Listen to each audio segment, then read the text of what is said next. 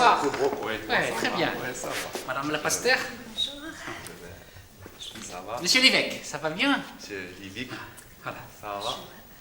Messieurs, dames, je vais vous mettre au parfum tout de suite. Hein. On va jouer carte sur table. Comme ça, il n'y a rien de caché. Enfin, il n'y a rien de caché. Alors, aujourd'hui, comme c'est le début du colloque interreligieux sur la paix, on devait faire une déclaration commune sur la paix, donc. Hein. Oui, parce qu'on aime bien faire ça, vous savez. On aime bien dire qu'on est tous frères, qu'on est pour la paix, que les religions, c'est la paix. Enfin, un truc très consensuel, quoi. D'ailleurs, les protestants, ils insistent toujours beaucoup là-dessus, hein.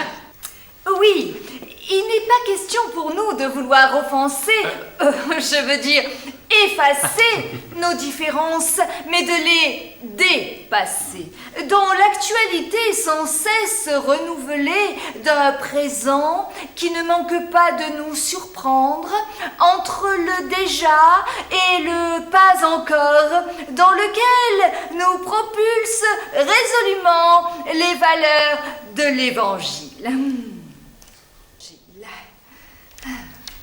À ce propos, j'ai une petite fable. Et puisque vous parlez de valeurs évangéliques, ma sœur, enfin je veux dire madame le pasteur, enfin la pasteur, je ne sais pas comment vous dites, permettez-moi de rappeler en tant que représentant de la Sainte Église catholique, apostolique, universelle et romaine, que comme le disait notre défunt Saint-Père le pape Jean-Paul II, que chaque religion détient un rayon de vérité. En ce sens que nous sommes tous ici des hommes et des femmes de bonne volonté réunis pour célébrer la paix. C'est pourquoi tout à l'heure nous libérerons dans un acte symbolique fort et original la colombe de la paix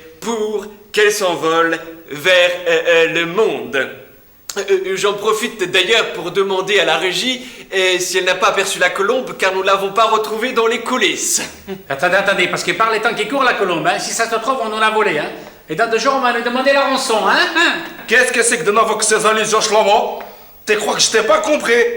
Allez, hier soir t'étais encore à manger le couscous à la maison. T'en as même repris 10 fois en disant que Fatma c'était un vrai cordon bleu. Et maintenant tu racontes des méchancetés. Pas ce que je dis, Youssef, c'est pas ce que je dis. Ah bah qu'est-ce que t'es des Tu reconnaîtras que chez les tiens comme chez les miens, il y a ce qu'on appelle des éléments incontrôlés. C'est vrai.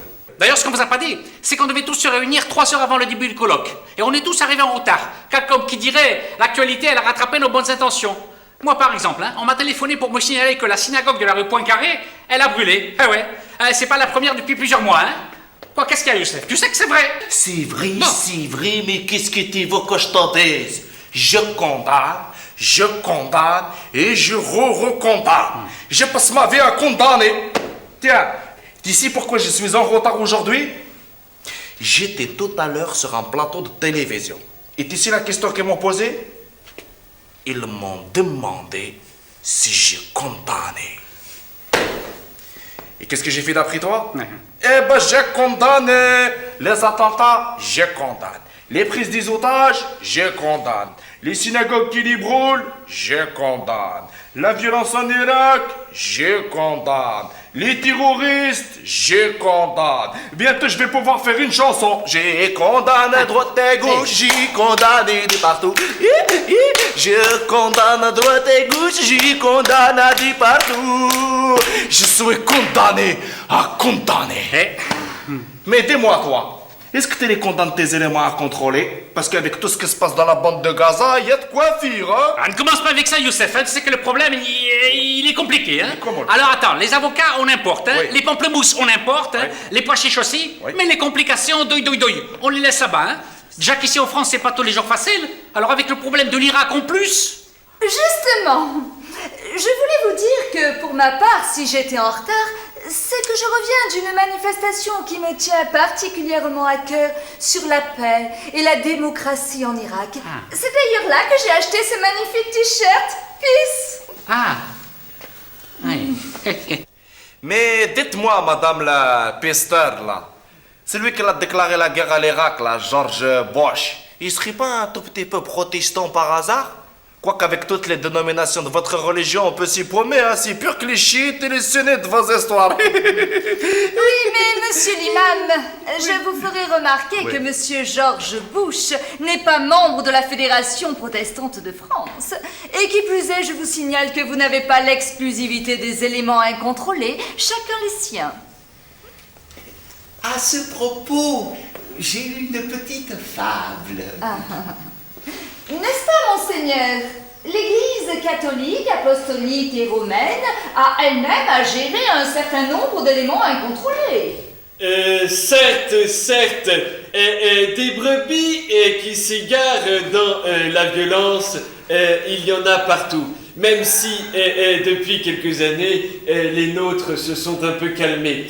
Mais chez nous, comme partout, il y reste encore certains mouvements radicaux qui me donnent encore bien de soucis. Mais comme nous venons de le dire, des éléments incontrôlés, il y en a partout. Oui, et cet élément, c'est la colère. Cela me rappelle, depuis tout à l'heure, une petite histoire zen qui parle, monseigneur l'évêque, du paradis et de l'enfer, comme chez vous. Alors, c'est l'histoire d'un samouraï qui vient voir maître Mintze et lui demanda: est-ce que l'enfer et le paradis existent? Et si oui, où en sont les portes? Maître Mintze adopta un langage à la portée du samouraï. Qui es-tu? Lui demanda-t-il. Je suis un samouraï, le plus grand des samouraïs. Même l'empereur me respecte. Toi, un samouraï, tu m'as l'air d'un parfait petit idiot. Blessé dans son amour-propre, le samouraï oublia la raison de sa venue et sortit de son fourreau le sabre. Maître Mintze lui dit: voici une porte. L'épée et la colère, ce sont les portes de l'enfer. Le samouraï comprit et remit le sabre dans le fourreau. Voici notre porte, celle du paradis. Ah mais vous êtes gentil là avec vos histoires de bonsaï. N'empêche que la colère elle est toujours là. Hein. C'est comme la moutarde, elle vous mentonne parfois. Quand on voit toute cette colère, toute la violence qu'on subit. Hein.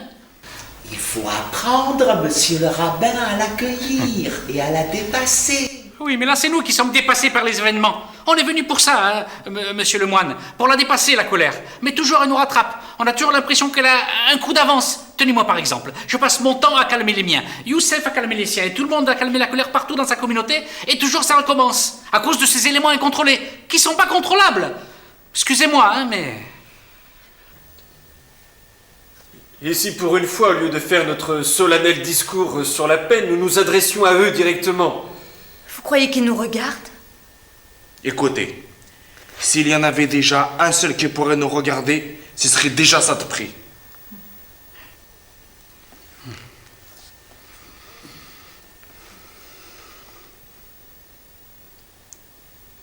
On va se donner la main.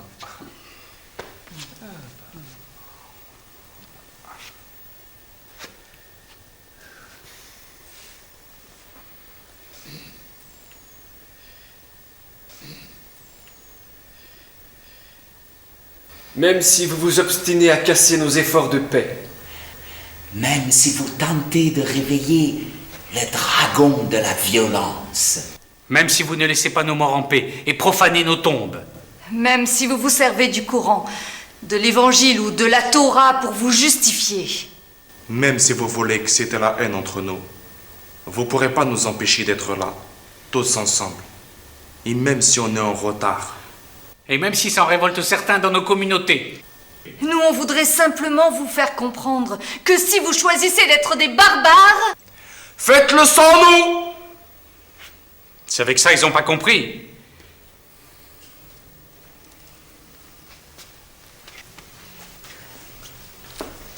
Shlomo, Quoi? t'es garé loin?